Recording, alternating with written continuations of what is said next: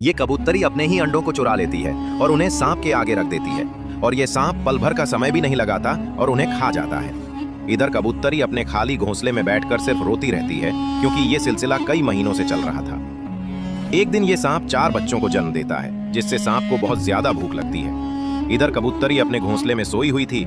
ये सांप भूख से तड़पता हुआ उस पेड़ पर चढ़ जाता है और कबूतरी को अपना निवाला बना लेता है। तभी कबूतर पत्नी को खाने के लिए एक टमाटर लाता है, लेकिन घोंसले में उसी सांप को देखकर कबूतर की सांसें थम जाती हैं और अब कबूतर के खून में बदले की भावना जाग उठती है। लेकिन वो अकेला कुछ नहीं कर सकता था, इसलिए मदद के लिए वो चील के पास जाता है। कबूतर चील को अपनी सारी घटना कह सुनाता है। चील उस सांप का नाम सुनते ही हक्का बक्का होकर कांपने लगता है और कबूतर से बिना कुछ कहे उड़ जाता है। लेकिन कबूतर कुछ नहीं समझ पा रहा था और अपनी आखिरी उम्मीद लेकर जंगल के सहारे राजा बाघ के पास जाता है। जंगल का राजा बाघ कबूतर की ऐसी बातों को सुनकर अपने बीवी बच्चों को हमेशा के लिए जंगल छोड़कर भाग जाता है। अब कबूतर पूरी तरह से टूट चुका था और वहीं सो जाता है।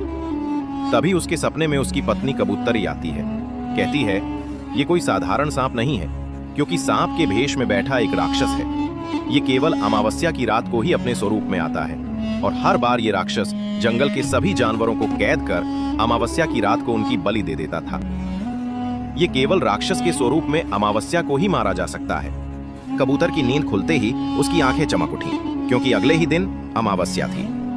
कबूतर जंगल से उड़ते हुए गांव में कुत्ता के पास से उसकी बंदूक चुरा लाता है।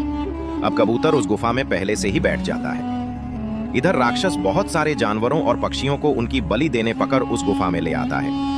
अब कबूतर एक पल का समय भी खराब न करते हुए पूरी 6 की 6 गोलियां उसमें उतार देता है, जिससे राक्षस वहीं ढेर हो जाता है और पिंजरे में कैद सभी जानवरों को आजाद कर देता है। दोस्तों, कबूतर के लिए लाइक सब्सक्राइब कर दो प्लीज।